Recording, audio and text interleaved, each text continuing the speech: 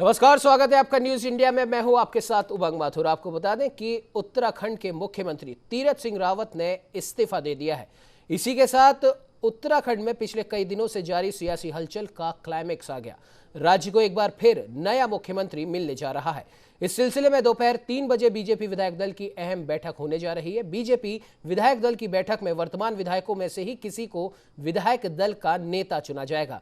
इस बैठक में उत्तराखंड के नए मुख्यमंत्री को लेकर ऐलान होगा और आज ही शपथ ग्रहण भी होगा। बताया जा रहा है कि डीडीहाट विधानसभा सीट से बीजेपी विधायक और पूर्व में प्रदेश अध्यक्ष रह चुके बिशन सिंह चुफाल या फिर त्रिवेंद्र सिंह रावत में से कोई एक उत्तराखंड का नया मुख्यमंत्री हो सकता है। त्रिवेंद्र सिंह रावत ने हाल ही में सीएम पद से इस्तीफा दिया था। मुख्यमंत्री रावत के इस्तीफे के बाद बीजेपी विधायक दल की बैठक देहरादून में दोपहर 3 बजे बुलाई गई है। यह बैठक पार्टी हेडक्वार्टर में होगी। बीजेपी के मीडिया इंचार्ज मनवीर सिंह चौहान ने बताया कि इस बैठक का नेतृत्व उत्तराखंड बीजेपी के अध्यक्ष मदन कौशिक करेंगे। बैठक में सभी विधायकों को उपस्थित रहने के लिए कहा गया है। पार्टी ने निर्देश दिए हैं कि राज्य के सभी बीजेपी विधायक देहरादून में मौजूद रहें। तो वहीं विधायक दल की बैठक के लिए केंद्रीय मंत्री नरेंद्र सिंह तोमर को पर्यवेक्षक बनाया गया है। कृषि मंत्री नरेंद्र सिंह तोमर व बीजेपी महासचिव डॉक्टर पुरंदेश्वरी को बीजेपी की तरफ से पर्यवेक्षक के रूप में इस बैठक में शामिल होने के लिए कहा गया है। ये लोग देहरादून पहुंच चुके हैं और इनके साथ प्रभारी दुष्यंत गौतम व सह प्रभारी रेखा वर्मा भी देहरादून पहुंचे हैं। सभी की बीजापुर गेस्ट हाउस देहरादून में बैठक होगी।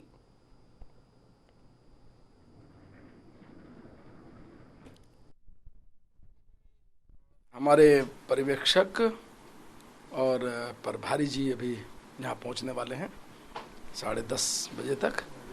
उसके बाद 3 बजे विधानमंडल दल की बैठक में हम नेता का चयन कर लिया जाएगा। उसके बाद में हम राज्यपाल से मिलकर सरकार बनाने के लिए उनसे निवेदन करेंगे और आगे की कार्रवाई फिर मुख्यमंत्री जो चुने जाएंगे उनके आधार पर तय होगी। मुख्यमंत्री कौन होंगे? विधायकों में से होंगे या? संभावना यही है कि विधायकों में से ही हो। ऐसा संकट क्यों आया सर, जिस तरह से अचानक?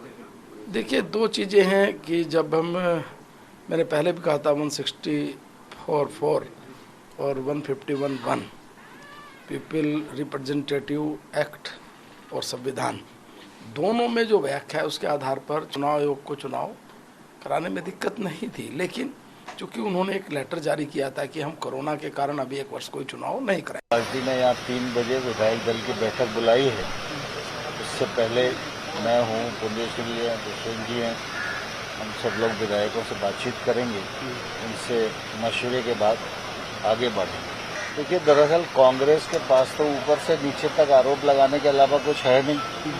सकारात्मक सोच कांग्रेस में शून्य हो गया है, इसलिए कांग्रेस का काम सिर्फ आरोप लगाना ही है।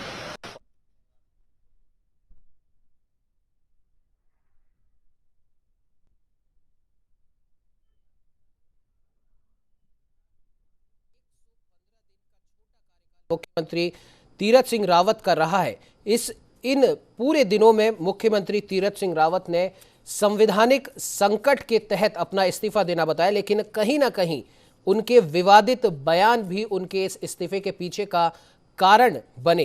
क्योंकि जब तीरथ सिंह रावत के लिए हम कह सकते हैं कि प्रदेश भाजपा ने सर्वे कराया तो परिणाम कुछ सुखद नहीं थे। आपको बता दें कि संविधान के अनुच्छेद 164(4) के तहत मुख्यमंत्री को 6 महीने के भीतर विधानसभा की सदस्यता लेनी थी। इसके लिए उन्हें 10 सितंबर से पहले उपचुनाव में जाना था, लेकिन कोविड की वजह से सभी प्रकार के चुनावों पर आयोग ने रोक लगा दी। ऐसे में उत्तराखंड की 2 खाली सीटों गंगोत्री व हल्द्वानी में उपचुनाव की संभावना से इनकार कर दिया गया। हालांकि अगर राजनीतिक जानकारों की बात करें तो कहीं ना कहीं मुख्यमंत्री तीरथ सिंह रावत की तरह पश्चिम बंगाल की मुख्यमंत्री ममता बनर्जी को भी चुनाव लड़ना है। राजनीति के जानकार बताते हैं कि तीरथ की विदाई में ममता बनर्जी के उपचुनाव का कनेक्शन माना जा सकता है। नहीं, उनको 3-3.25 महीने में अनेक महत्वपूर्ण निर्णय उन्होंने लिए हैं, उनको उन्होंने गिनाया है, बहुत अच्छी बात है।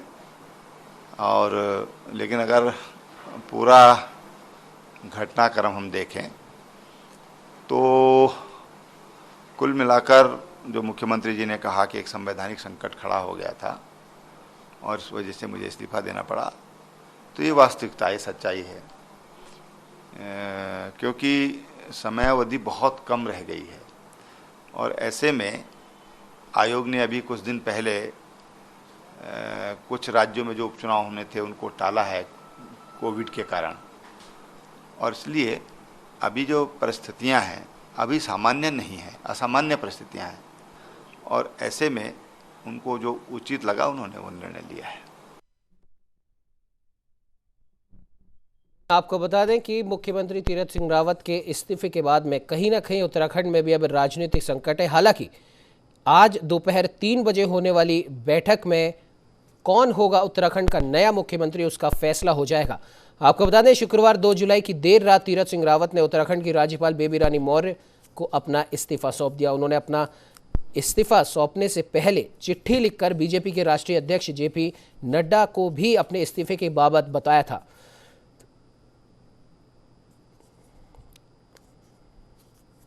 तो वहीं आपको बता दें कि जो चिट्ठी उन्होंने जेपी नड्डा साहब को लिखी उसमें उन्होंने कहा कि आर्टिकल 164A के मुताबिक मुख्यमंत्री बनने के बाद मुझे 6 महीने में विधानसभा का सदस्य बनना था, लेकिन आर्टिकल 151 कहता है कि यदि विधानसभा चुनाव में 1 साल से कम का वक्त बचता है तो वहां उपचुनाव नहीं कराए जा सकते।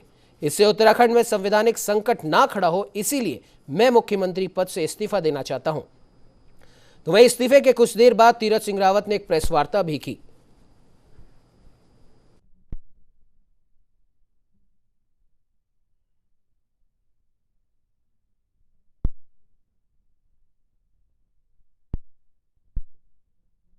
सिंह रावत ने एक प्रेस वार्ता की, इसमें उन्होंने बताया कि कोरोना महामारी में रोजगार पर असर पड़ा है, लेकिन उनकी सरकार ने हर क्षेत्र को ही क्षति की भरपाई करने की कोशिश की है। तीरथ सिंह रावत ने मुख्यमंत्री रहते हुए अपने काम भी गिनाए, लेकिन इस्तीफा देने के सवाल पर कोई भी जवाब दिए बगैर कॉन्फ्रेंस से निकल गए। इस बीच उत्तराखंड बीजेपी के मीडिया प्रभारी मानवीर सिंह ने जानकारी दी कि 3 जुलाई को दोपहर 3 बजे यानी कि आज दोपहर 3 बजे प्रदेश अध्यक्ष मदन कौशिक की अध्यक्षता में बीजेपी विधायक दल की बैठक पार्टी मुख्यालय में होगी। इस बैठक के लिए केंद्रीय नेतृत्व की तरफ से पर्यवेक्षकों के तौर पर केंद्रीय मंत्री नरेंद्र सिंह तोमर आज देहरादून पहुंच चुके हैं।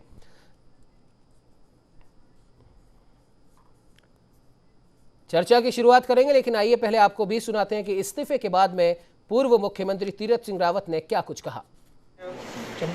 राज्यपाल जी के यहाँ इस्तीफा देकर आ रहा हूँ, कल आऊँ। जो चुनाव आयोग के कारण 151, 164 धारा के अंतर्गत जो एक संवैधानिक संकट था, और उस संवैधानिक संकट के कारण उन स्थितियों को देखते हुए, मद्देनजर रखते हुए मैंने अपना इस्तीफा मुख्यमंत्री पद से देना। तो इसी पर चर्चा करने के लिए उत्तराखंड की राजधानी देहरादून से हमारे साथ हमारे संवाददाता विशाल गर्ग लाइव जुड़ चुके हैं। विशाल, जानना चाहेंगे 114-115 दिन की तीरथ सरकार का ये जो कार्यकाल था, ये हालांकि काफी कम रहा, लेकिन कई काम उन्होंने अपने इस छोटे कार्यकाल में भी किए, और कल हुई प्रेस वार्ता में भी उन्होंने कहा था कि जो भी काम उत्तराखंड की भलाई के लिए, उत्तराखंड की जनता के लिए शुरू किए गए हैं वो यथावत ऐसे ही जारी रहेंगे, ऐसे किसी भी काम को रोका नहीं जाएगा। लेकिन अगर मौजूदा उत्तराखंड के राजनीति के इस सियासी संकट की बात करें तो कहीं ना कहीं विशाल, क्या आपको नहीं लगता कि इसके बारे में बहुत पहले से कयास लगाए जा रहे थे? क्योंकि जिस प्रकार से उनके विवादित बयान उनके साथ साथ चल रहे थे, कहीं ना कहीं उनके ऊपर आरोपों की झड़ी लगती जा रही थी, और प्रदेश भाजपा के लिए उनके इस बयानों की सफाई देना भारी पड़ रहा था। और आने वाले विधानसभा चुनावों को अगर देखें तो वो कहीं ना कहीं मुख्यमंत्री तीरथ सिंह रावत के चेहरे पर नहीं देखे जा रहे थे। क्या कहना चाहेंगे विशाल?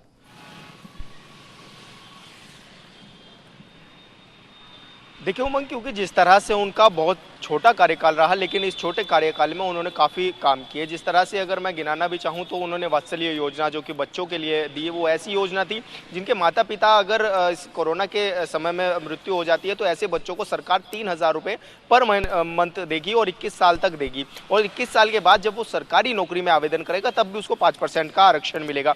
ऐसे में देखिए, जब कोरोना से देश और दुनिया के तमाम लीडर डर के बैठे हुए थे, उस समय वो PPE किट पहन करके हॉस्पिटल पहुंच जाते हैं और हॉस्पिटलों का निरीक्षण निरीक्षण करते हैं, जहां पर वो लगातार मरीजों को ये कहते हुए नजर आते हैं कि भाई कोई बात नहीं, आप जल्द स्वस्थ हो जाएंगे, और डॉक्टरों को भी का भी हौसला बढ़ाते हैं। तो ऐसे मुख्यमंत्री तीरथ सिंह रावत और लगातार एक के बाद एक कई क्षेत्रों का उन्होंने निरीक्षण किया, लोगों से समन्वय बनाने की कोशिश की, क्योंकि जिस तरह से हमने देखा कि इतने कम समय में उन्होंने तमाम 13 जिलों में अपना निरीक्षण किया, और 13 जिलों के बाद उन्होंने लोगों से मिलने के लिए अपनी फॉर्च्यूनर कार तक को त्याग दिया। उन्होंने कहा कि अब मैं इनोवा से चलूंगा ताकि उसके जो शीशे हैं वो डाउन हो सके और मैं लोगों से समन्वय बनाने में कामयाबी हासिल कर सकूं। लेकिन ऐसे में जो उनके कहीं ना कहीं जो बयान रहे वो थोड़ा सा निंदा के पात्र बने, जिस तरह से उन्होंने फटी जींस पर बयान दिया और 200 साल अमेरिका का राज बताया। तो ऐसे में देखिए जो उनके बयान थे तो कहीं ना कहीं उनसे उनको क्षति पहुंची है, और उनकी जो उनकी एक अच्छी चीज़ें थी उन पर कहीं ना कहीं ये चीज़ें भारी पड़ी। तो ऐसे में देखिए, और जिस तरह से अब समीकरण पूरे के पूरे बदले और राज्य में एक बार फिर से कहा जा रहा है कि अब नए मुख्यमंत्री अब मिल जाएंगे जल्द ही, और आज ही इसकी घोषणा हो सकती है। अब 3 बजे बीजेपी की बैठक है, क्या कुछ बैठक में रहने वाला है, क्योंकि सभी तमाम विधायकों को यहाँ पर बुला लिया गया है। अब सभी विधायक लगभग 1 से 2 बजे के बीच पार्टी कार्यालय में पहुंच जाएंगे। और आपको बताना भी चाहूँगा कि अभी केंद्रीय पर्यवेक्षक जो है वो उनकी पूरी टीम यहाँ पर पहुँच चुकी है, देहरादून में पहुँच चुके हैं। नरेंद्र सिंह तोमर और जिस तरह से उनके जो प्रभारी हैं और उपाध्यक्ष हैं और प्रदेश मंत्री हैं वो भी लगातार यहाँ पर मौजूद हैं। अब वो बैठकों का सिलसिला जारी हो चुका है, और जल्द ही कहा जा सकता है कि 3 बजे के आसपास ये भी अनाउंस हो जाएगा कि कौन अब मुख्यमंत्री सूबे का बनने जा रहा है और किसको अब किसके सर पर ताज सजने जा रहा है। उमंग, बिल्कुल विशाल, बिल्कुल आपने सही कहा। कहीं ना कहीं 3 बजे का इंतजार न सिर्फ उत्तराखंड बल्कि पूरा देश कर रहा है, क्योंकि उत्तराखंड में जिस प्रकार से नया सियासी संकट पैदा हुआ है वो वाकई में अगर देखा जाए तो राजनीति के हिसाब से काफ़ी रोचक भी है, और यहाँ पर बीजेपी के लिए सोचने के लिए काफ़ी कुछ सवाल ये राजनीतिक संकट छोड़े जा रहे हैं। खैर, इस पर बात करेंगे। स्वागत कर लेते हैं जय सिंह रावत जी हमारे साथ में जुड़ चुके हैं, वरिष्ठ पत्रकार हैं। शादाब शम्स जी हमारे साथ जुड़ चुके हैं, वरिष्ठ नेता हैं बीजेपी के। शादाब जी, जय सिंह जी, आप दोनों का ही बहुत बहुत हम आभार हमारे साथ में जुड़ने के लिए।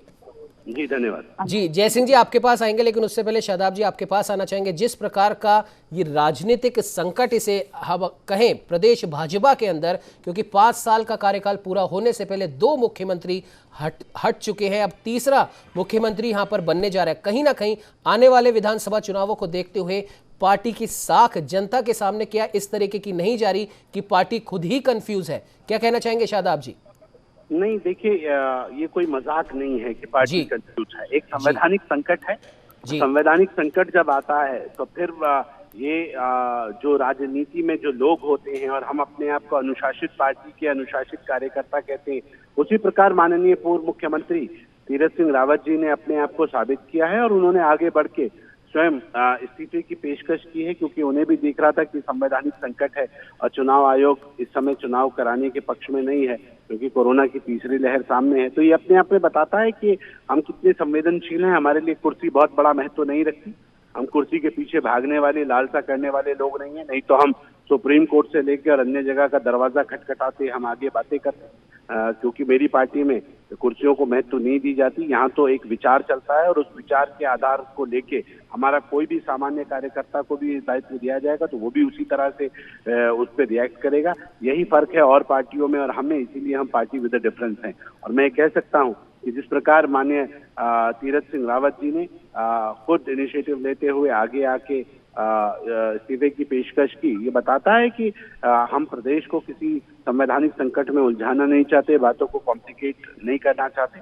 और आज उसी के तहत आज हमारे राष्ट्रीय पर्यवेक्षक के रूप में नरेंद्र तोमर जी यहाँ आ रहे हैं। ये भी सुनने में आ रहा है कि जो राष्ट्रीय महामंत्री हैं डी पुरंदेश्वरी दीदी, वो भी उनके भी आने की संभावनाएं लग रही हैं।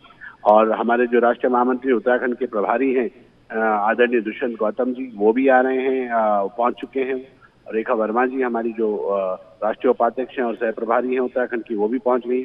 तमाम विधायक, कोर ग्रुप, सब लोग धीरे धीरे यहाँ पहुंच रहे हैं। और हमें उम्मीद है कि उत्तराखंड को जो हमारा मुख्यमंत्री का जो चेहरा है वो कुछ ही घंटों में मिल जाएगा।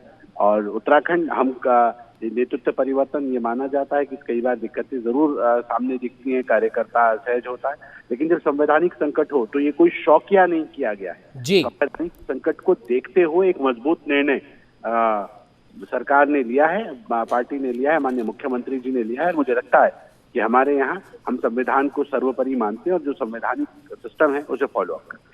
जी बिल्कुल, शादाब जी बने रहिए हमारे साथ। जय सिंह जी, आपका हम रुख करेंगे। जिस प्रकार से उत्तराखंड की राजनीति में ये नया सियासी दौर एक हम देख रहे हैं, 5 साल का कार्यकाल पूरा होने से पहले 2 मुख्यमंत्री बदले जा चुके हैं, तीसरे मुख्यमंत्री अभी कुछ ही घंटों में उनका चेहरा भी साफ हो जाएगा। हालांकि कयासों का बाजार अभी गर्म है, तमाम नामों के ऊपर कयास लगाए जा रहे हैं। लेकिन जय सिंह जी, क्या आपको नहीं लगता, अगर हम राजनीतिक हलकों की बात करें, राजनीति में इस समय जो भी खबरें चल रही हैं, कहीं ना कहीं बीजेपी के राष्ट्रीय नेतृत्व ने इस एक फैसले से, जो इस फैसले का स्वागत भी किया गया है, और जिस प्रकार से अभी शादाब जी ने भी बताया कि संवैधानिक संकट राज्य में खड़ा न हो, इस वजह से खुद उन्होंने आगे आकर इस्तीफे की पेशकश की, क्या आपको लगता है जय सिंह जी कि इस फैसले से कहीं ना कहीं बीजेपी पश्चिम बंगाल में मुख्यमंत्री ममता बनर्जी को घेर सकती है? जय सिंह जी। हाँ, निश्चित रूप से शायद हो सकता है इस वजह से भी यहाँ पर तीरथ सिंह रावत लपेटे में आ गए हों। लेकिन आखिर आपने भेजा क्यों था? जब आपने मतलब ये तीरथ सिंह रावत के साथ नहीं धोखा हुआ, ये प्रदेश के साथ धोखा हुआ है जी। आपको या तो मतलब इतनी बड़ी पार्टी है, आपको संविधान की जानकारी मतलब उसका इग्नोर कर दिया। जो रिप्रेजेंटेशन ऑफ पीपल एक्ट है 1951 का, उसको इग्नोर कर दिया। कल परसों तक की बीजेपी के सारे प्रवक्ता कह रहे थे नहीं कोई संविधान संकट नहीं है। अरे हम बार बार लिख रहे थे संविधान संकट की नौबत आ गई, तो ये प्रवक्ता हमको कहते थे ये तो कांग्रेस के लिए लिख रहे हैं। बताओ, बड़ा दुख होता है। हम अलर्ट कर रहे हैं भैया कि ये स्थिति प्रदेश में आने वाली है, बजाय अप्रिशिएट करने के लिए कि ये हमको भ्रम फैलाने की कोशिश कर रहे हैं। हम सही बात बता रहे हैं कि ये हो नहीं सकता है, ये क्योंकि संविधान में ये है कि 6 महीने के अंदर करना होता है 164 के हिसाब से, और जो रिप्रेजेंटेशन ऑफ पीपल एक्ट है उसके हिसाब से 1 साल से कम वो होता नहीं, केवल 2 बार हुआ है। एक तो उड़ीसा में हुआ, एक नागालैंड में। तो भारी बवाल हुआ। इस समय भी होता तो सुप्रीम कोर्ट जाता और बाद में उसे टर्नडाउन हो जाना चाहिए होना था। तो इस तरह से क्यों आपने मतलब भला आदमी तीरथ सिंह रावत, उनको इस तरह से बताइए क्या फायदा हुआ उनको जी। वो कोशिश भी कर रहे थे, उन्होंने निश्चित रूप से कोशिश की है। वो जैसे आपके रिपोर्टर्स बता रहे हैं, उस कोरोना वार्ड में घुस के जहाँ कहाँ जा रहे हैं, भाग दौड़ कर भी रहे थे, लेकिन 3 महीने में क्या कर पाते आप बताइए। तो अब दूसरी बात ये होती है कि मुख्यमंत्री एक राजा होता है, शासक होता है, वो प्रदेश का भाग्य विधाता होता है।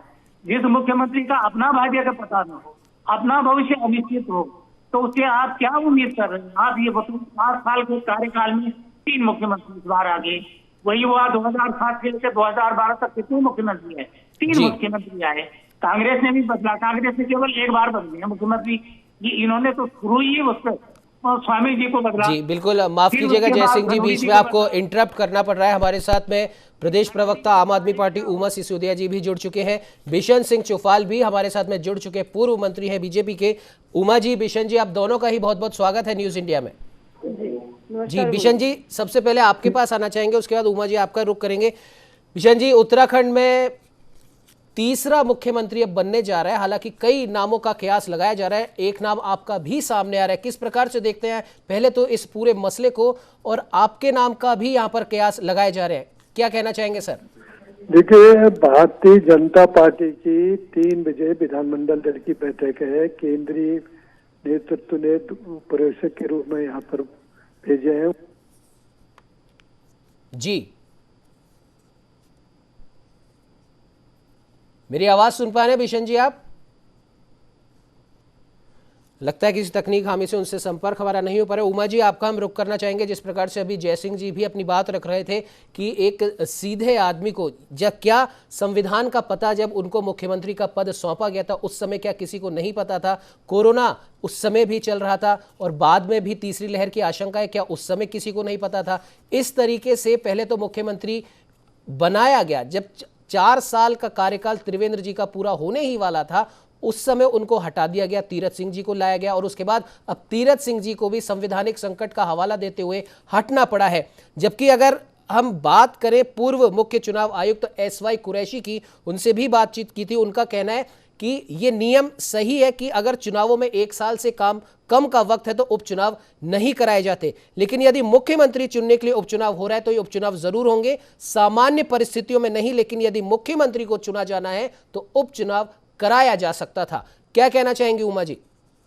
देखिए उमंग जी, जो कुछ भी इस समय बीजेपी ने किया है ये सिर्फ बहाना कर रहे हैं कि हम उपचुनाव नहीं करा सकते थे, हम ये नहीं करा सकते थे। तीरथ सिंह रावत जी एक बहुत ही कमजोर मुख्यमंत्री साबित हुए हैं पिछले 3 महीने में। जिस तरीके से उन्होंने आते ही पहले दूसरे दिन में ही विवादास्पद बयान देने शुरू किए और जिस तरह से किरकिरी पूरी बीजेपी की हो चुकी थी उत्तराखंड में, तो बीजेपी के पास कोई बहाना नहीं बचा था। कैसे करें, कैसे उनको हटाना लाजमी था। जिस तरीके से जितनी कमजोर मुख्यमंत्री तीरथ रावत साबित हो रहे थे, और सबसे बड़ी बात उनके चेहरे पर बीजेपी दांव लगाने के लिए तैयार नहीं थी, क्योंकि उन्हें मालूम था कि तीरथ रावत उतने कैपेबल मुख्यमंत्री नहीं है कि जिनके चेहरे पर 2022 का चुनाव लड़ा जा सके। अब जो सांप गले में कहना हड्डी बन गई है, वो ना निकले जा रही है ना उगली जा रही है, तो लास्ट में आलाकमान ने यही सोचा कि इस जो तीरथ रावत जी के रूप में जो हड्डी गले में अटक गई है, इसको उगल देना ही बेहतर है, वरना ये बहुत ज्यादा नुकसान करेगी। तो ये कहना कि संवैधानिक संकट था, चुनाव नहीं हो सकते, तो ये तो कुरैशी जी ने भी स्पष्ट कर दिया कि ऐसा कुछ नहीं था। अब बीजेपी के सामने कोई बहाना नहीं है, उनको इस बात को स्वीकार करना पड़ेगा कि उन्होंने अब तक दो मुख्यमंत्री यहाँ पर दिए, TSR 1 और TSR 2, दोनों ही मुख्यमंत्री कैपेबल नहीं थे, सिर्फ कठपुतली थे दिल्ली की। दिल्ली ने अपनी कठपुतली को। जी बिल्कुल उमा जी, मेरी आवाज सुन पा रही हैं आप? जी आ रही है आपको। जी बिल्कुल उमा जी, आएंगे आपके पास वापस लौट के। बिशन जी हमारे साथ में फिर से जुड़ चुके हैं। बिशन जी अपनी बात कंप्लीट कीजिए। मंडल दल की बैठक होगी 3 बजे हमारी जी भारतीय जनता पार्टी कार्यालय में जी। वो केंद्रीय पर्यवेक्षक उसमें उपस्थित रहेंगे हमारे, उसी में तय होगा विधानमंडल दल की बैठक में नेता सदन का किसको तय करना नाम। जी बिल्कुल बिशन जी, आप हमारे साथ में जुड़े, अपना महत्वपूर्ण समय आपने हमें दिया, उसके लिए आपका बहुत बहुत धन्यवाद। जय सिंह जी, आपके पास हम वापस आना चाहेंगे। जिस प्रकार से आप अपनी बात भी कह रहे थे कि इस प्रकार का कोई संवैधानिक संकट नहीं था, और कहा भी गया है कि अगर मुख्यमंत्री चुनने को लेकर उपचुनाव कराना पड़ता है तो वो चुनाव हो सकता है, उसके लिए संवैधानिक संकट का नाम लेना सर्वथा गलत है। क्या कहना चाहेंगे जय सिंह जी? नहीं, ऐसा ना, संविधान में प्रोविजन है जी। दूसरी बात, एक और इंफॉर्मेशन मैं आपको दूं, कल जब ये तीरथ सिंह जी राजभवन जा रहे थे इस्तीफा देने के लिए, तो पूर्व मुख्यमंत्री त्रिवेंद्र सिंह जी के घर, मेरा घर के पास है वो, तो वहां आतिशबाजियां हो रही थी। मतलब आप कैसी अनुशासित पार्टी है, एक आदमी किसी को इस्तीफे देने पर आप एक पार्टी के ही लोग मतलब आतिशबाजी करेंगे और पूर्व मुख्यमंत्री के घर पर जश्न मनाया जाएगा, तो ये अनुशासित पार्टी का आप समझ सकते हैं क्या चरित्र है। दूसरी बात है, देखिए मुझे हैरानी होती है कि कई मीडिया वाले भी और क्या कहते हैं बीजेपी वाले भी और लोग भी कहते हैं साहब कुरैशी साहब ने बोल दिया। अरे किसने क्या बोला, क्या बोल लिया, वो रिकॉर्ड पे नहीं आता है जी। रिकॉर्ड पे वो चीज आती है जो प्रिंटेड होती है, जो डॉक्यूमेंट होता है। कुरैशी जी ने जो बोला वो डॉक्यूमेंट नहीं है जी। डॉक्यूमेंट ये है कि नागालैंड का मामला है, उसमें डॉक्यूमेंट हुआ है कि नागालैंड में एक बार हो चुका है, तो वो हो चुका है, वो गुवाहाटी हाईकोर्ट की बेंच थी कोहिमा की, उसमें कहा जज थे आपके अजीत सिंह, उन्होंने कहा कि इसमें 151A में जो जनप्रतिनिधित्व कानून है उसमें कहाँ लिखा हुआ है कि नहीं करा सकते जी, कराया भी जा सकता है, वो बोला था। लेकिन ये उनका फैसला जब सुप्रीम कोर्ट गया, चैलेंज हो गया कि आप कैसे कह सकते हो, अगर ये हुआ तो ये प्रोविजन जो 1996 में रखा गया है ये क्यों रखा गया। लेकिन जब ये नागालैंड कांग्रेस ने ये सुप्रीम कोर्ट में जस्टिस कलमेश्वर की बेंच में गया था ये मामला, तो बाद में जिस व्यक्ति के लिए हुआ था वो विधानसभा में हार गया, इसका शक्ति परीक्षण में हार गया, मुख्यमंत्री पद से हट गया, तो नागालैंड कांग्रेस ने वो अपना केस विड्रॉ कर दिया, वो अनडिसाइडेड हुआ। जब ये गिरधर गमान की बात करते हैं, वहां पर Biju Janata Dal, communist party of India, Marxist, इन्होंने बाइकआउट किया, इसलिए कहा कि भाई तुम असंवैधानिक काम कर रहे हो। जब ये प्रोविजन है कि भाई साल भर से पहले अगर कम है तो उसको चुनाव नहीं होना चाहिए, तो आपने क्यों करा दिए। तो वो कंट्रोवर्सी, 2 चुनाव हुए, 2 में ही भारी कंट्रोवर्सी हुई है। और निर्वाचन आयोग का काम यार कहने वाली बात, मुख्यमंत्री का चयन करना होता है, क्या निर्वाचन आयोग का काम प्रधानमंत्री का चुनाव करना होता है? जी। और निर्वाचन आयोग का काम एमएलए का चुनाव होता है, विधायक का चयन करना होता है, जी बिल्कुल, एमएलसी का चयन करना होता है, जी एमपी का चयन करना होता है, राष्ट्रपति का चयन करना होता है और उपराष्ट्रपति का चयन करना होता है। एमएलए बनाओ, आप जिसको मर्जी मंत्री बनाओ, जिसको मर्जी मुख्यमंत्री बनाओ, ये कोई निर्वाचन आयोग का काम है? तो ये ठीक है, ये बंगाल के साथ उनको पेंडेमिक का मौका मिल गया कि साहब वो हुआ क्योंकि बंगाल ममता बनर्जी को 6 महीने उनके भी हो रहे हैं, उनको भी तो बिल्कुल। जय सिंह जी माफ कीजिए, बीच में आपको इंटरप्ट करना पड़ रहा है, समय बिल्कुल इजाजत नहीं देता है इस चर्चा को आगे बढ़ाने की। आप सभी मेहमानों का हमारे साथ जुड़ने के लिए बहुत बहुत धन्यवाद।